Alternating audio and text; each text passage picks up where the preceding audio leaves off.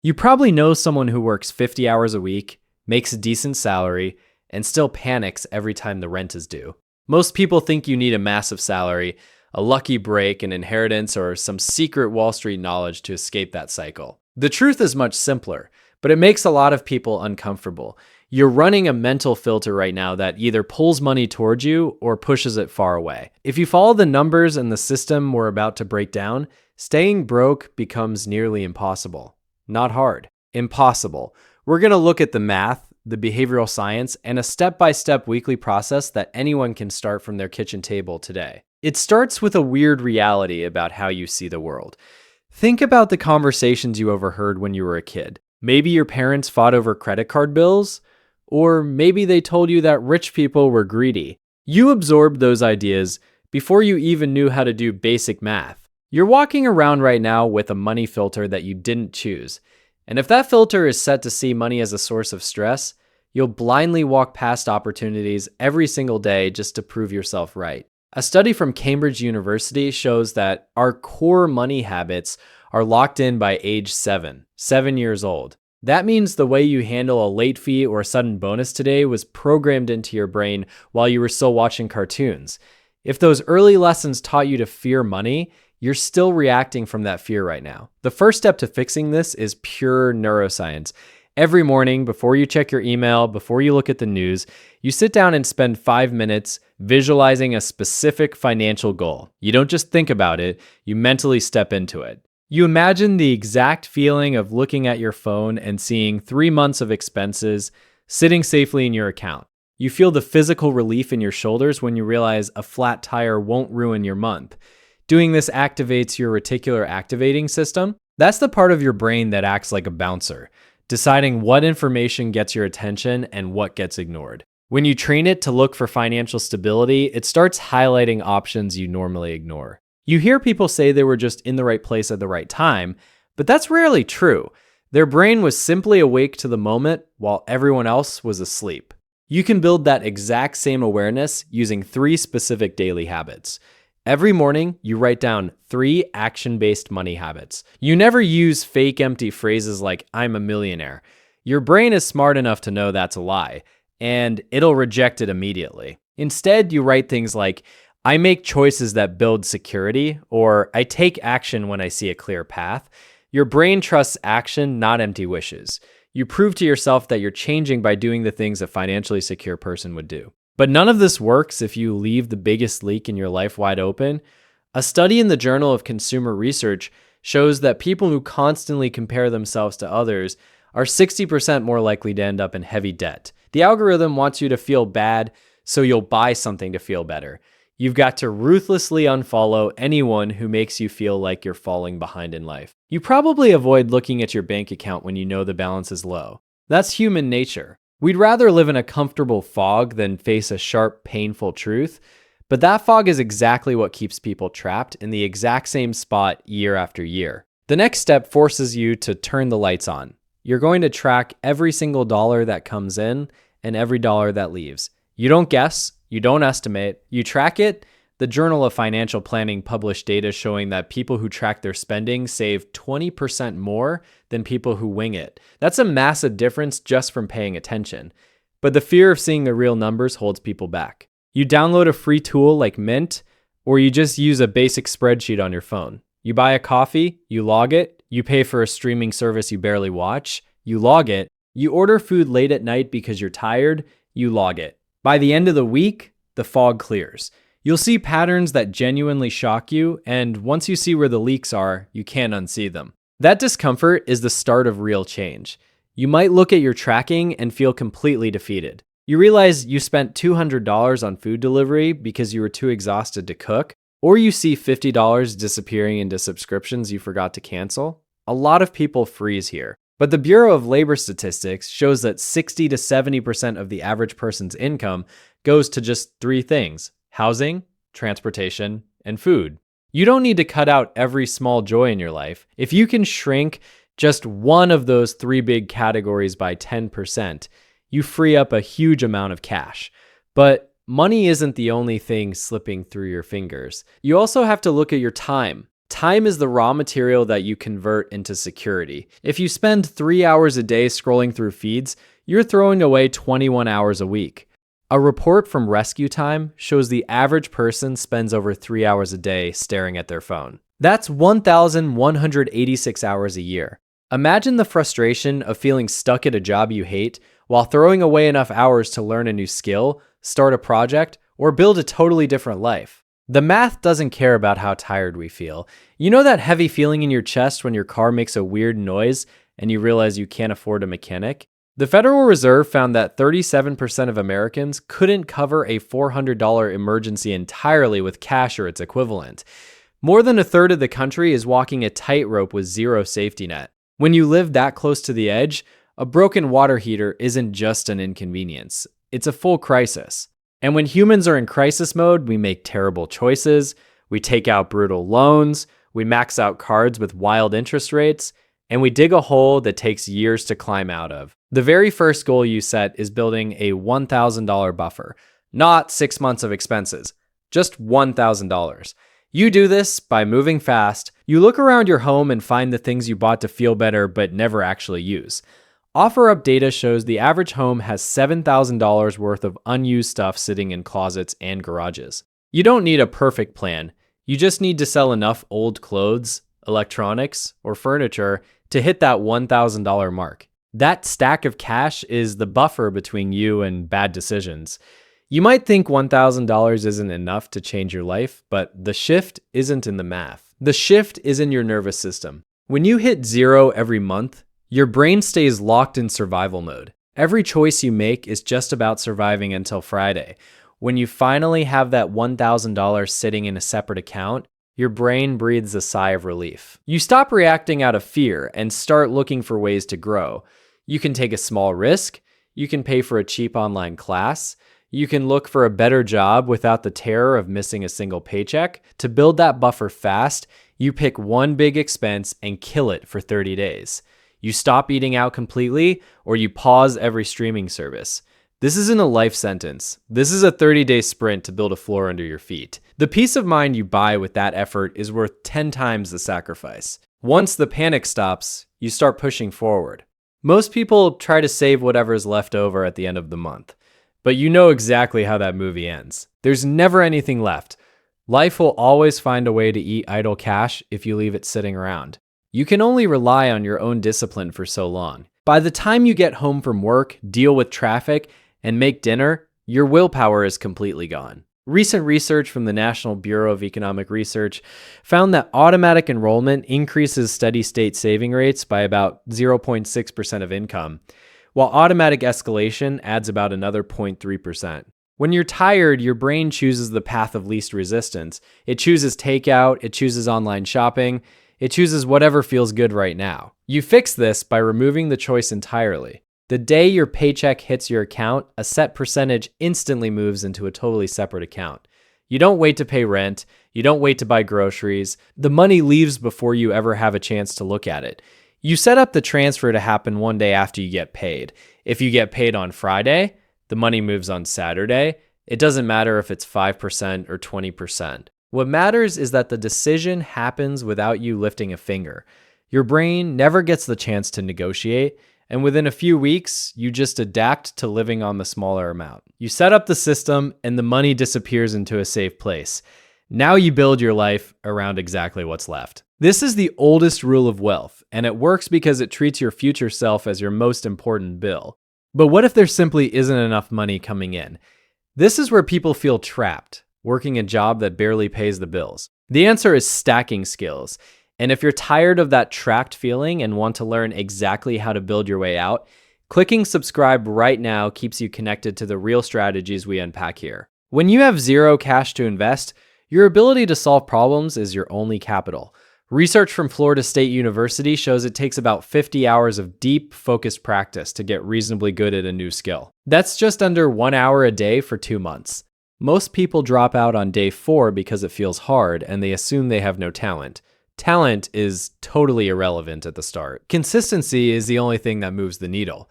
You pick something the market actually wants, like designing basic websites, writing emails that sell, or editing short videos. You ignore the expensive courses, You practice in quiet using free videos and basic guides until you stop making beginner mistakes. The mistake almost everyone makes is waiting to feel like a master before they ask for money. You don't wait. You offer your help at a cheap rate to build a track record. You take small jobs, you over-deliver, and you ask for a good review. In 90 days, you suddenly have an extra $500 hitting your account from a skill you didn't even know 3 months ago. That extra cash is your strongest tool to fix the biggest problem in the modern world. The Federal Reserve's latest survey of consumer finances shows that among families carrying debt, the average total balance is about $164,000. That weight sits on your chest every time you try to sleep. The interest payments are quietly draining your future to build a bank's bottom line. You've got to attack this with brutal focus. You list every debt you owe, ordered from the highest interest rate down to the lowest. You pay the absolute minimum on everything else, and you pour every spare dollar, every side job dollar, and every bonus into the one with the worst interest rate. The math on this is undeniable, and the relief of knocking out that first target is incredible. You hear the phrase side hustle and probably picture driving strangers around at midnight or selling crafts online. A lot of people freeze right here. You might feel too exhausted after a full shift to even think about working more. That exhaustion is real. But a Bankrate report found that 27% of US adults have a side hustle, with side hustlers earning an average of $885 a month. That is over $10,000 a year. For a normal household, that amount wipes out debt and fills an emergency fund fast. You find this money by redirecting the hours you already waste. Look at the skills you use every day. Somebody out there will pay for your help, organizing schedules, writing clear emails, or fixing simple tech problems. You test the waters with a single client. You don't build a massive company on day one. If the idea works, you push harder. If it fails, you try something else. The secret here is keeping that extra cash away from your checking account. You treat this new income as pure fuel for your goals. You're basically giving yourself the raise your boss denied you. Opening an investment account feels like walking into a casino where everyone else knows the rules, but you. Most people put it off because they think only rich people buy stocks. You just want to keep your money safe. But holding cash actually guarantees you lose buying power over time. A Fidelity report shows that people who start investing in their 20s retire with 50% more wealth than those who wait until their 30s. The deciding factor isn't how big their paychecks were. The real secret is just giving the money more time to grow. You look for a 401k match at work first. That's literally free money. Next, you look at a Roth IRA and buy low-cost index funds. You never try to guess which random tech company will explode next. Index funds just buy a tiny slice of everything. They historically average around a 10% return every year. Imagine putting away just $200 a month starting at age 25. By age 65, that turns into over $1.3 million. If you wait until 35 to start the exact same habit, you end up with about $542,000. Waiting 10 years costs you almost $800,000. Getting a raise feels like you finally solved your money problems. You celebrate by upgrading your apartment, leasing a better car, or taking a real vacation. You deserve it after working so hard. But 5 months later, you still feel just as broke as before. You fell into the trap of lifestyle inflation. Every time your income bumps up, your spending stretches right alongside it to eat the difference. A study from the Journal of Economic Psychology found that for every extra $1 people earn, their spending jumps by 90 cents. That means the average person only keeps 10% of their new income. You look successful on the outside, but your actual net worth barely moves. The fix for this takes brutal discipline. The next time you get a raise, you act like it never happened. You keep living on your old budget. You take the new money and funnel it directly into your investments before you ever see it. You lock in your current living standard while quietly building real security behind the scenes. Years later, you actually own your freedom instead of just looking rich. Paying for insurance feels like throwing money into a black hole every month. You hope you never need it, so it feels like a total waste. Because it feels like a waste, a lot of people just guess what coverage they actually need. They end up paying for stuff that only makes companies rich while skipping the basic policies that prevent bankruptcy. You really only need 4 specific safety nets. You buy health coverage so a random hospital visit doesn't ruin your life. You get auto coverage if you drive. You grab renters or home coverage to protect where you sleep. And if anyone relies on your paycheck to eat, you buy a simple term life policy. That's the entire list. You don't need a complicated whole life policy that acts like a terrible savings account. You don't buy extended warranties on a cheap lender. You don't pay extra to insure a cell phone you could replace with cash. Those extra policies are just profit machines for the companies selling them. You keep your monthly bills lean, cover the big disasters, and handle the small stuff with your own cash buffer. You probably know the quick rush of hitting the checkout button after a terrible day at work. We all do it. You feel stressed, lonely, or bored, and a new package arriving at the door offers a tiny hit of joy. Buying things to fix a bad mood is the silent killer of any savings plan. A survey from creditcards.com shows that 49% of Americans admit to making impulse purchases they deeply regret later. Those random late-night buys easily add up to thousands of dollars a year. You feel guilty afterward, but the habit is hard to break. The simplest way to stop the bleeding is forcing a 48-hour pause. Whenever you feel the urge to buy something that isn't groceries or basic bills, you step away. You leave the item in your cart and close the tab. You wait 2 full days. If you still genuinely need the item 48 hours later, you buy it. But almost every single time, that initial craving completely disappears. You realize you didn't actually want the shoes or the gadget. You just wanted to feel something else. Blocking that instant reaction changes your bank account overnight. Looking at the rent prices in any decent city right now makes you want to give up entirely. Zillow data shows the average person hands over 30% of their paycheck just for a place to sleep. In big cities, that number easily climbs past 50%. When half your money vanishes on the first of the month, building up any real savings feels impossible. You feel trapped. Then you add a car payment on top of it. Experian reports that the average monthly payment on a new car is now $770, while the average used car payment is $530. By the time you add gas and repairs, you're dropping over $10,000 a year just to drive to work. You're bleeding out from the 2 biggest bills in your life. Shrinking these numbers takes choices most people refuse to make. You get a roommate to slash your rent in half. You move a few miles further out where prices drop.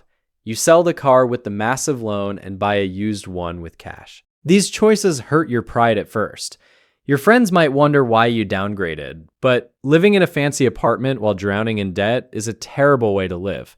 Comfort right now usually steals your freedom later. Spending $20 on a quick lunch during your work break feels totally harmless. You do it a few times a week because you're tired, and packing a meal takes too much effort. But those tiny, harmless swipes of your debit card act like termites on your financial future. The USDA tracks how we eat, and they found the average household spends over $7,700 a year on food. A huge chunk of that goes straight to takeout containers and restaurant tips. Visa found that young adults spend an average of $174 a month just on coffee shops. That equals over $2,000 a year. Imagine tossing that exact same amount into an index fund instead. Over 3 decades at normal market returns, that coffee habit grows into roughly $400,000. You're literally trading hundreds of thousands of dollars for a caffeine buzz in a paper cup. You don't have to eat cheap noodles every night to fix this. You just start planning. You buy groceries in bulk, you cook your dinners at home, and you save the restaurants for actual celebrations. You treat your daily food budget with intense respect. Clocking in for an hourly wage puts a hard ceiling on your life. You only have 24 hours in a day, which means your income has a strict maximum limit. You hit a point where working harder just isn't physically possible anymore. The people who break out of this trap stop trading their hours for a paycheck. They focus entirely on creating value that scales. When you build something useful, it can keep generating cash while you sleep. A report from Statista values the digital learning industry at over $300 billion. Millions of people eagerly pay good money to learn how to solve specific problems. You probably know how to do something right now that frustrates the hell out of someone else. You write a simple guide, you record a quick tutorial, or you build a basic template. You test it out online and see if anyone bites. You listen to their feedback and make it better. Over a few months, that small project turns into a product that sells itself. You decouple your income from the clock on the wall. That separation is exactly what wealthy people do to buy back their time. Hanging out with your oldest friends might actually be keeping you broke. That sounds harsh, but human behavior is deeply contagious.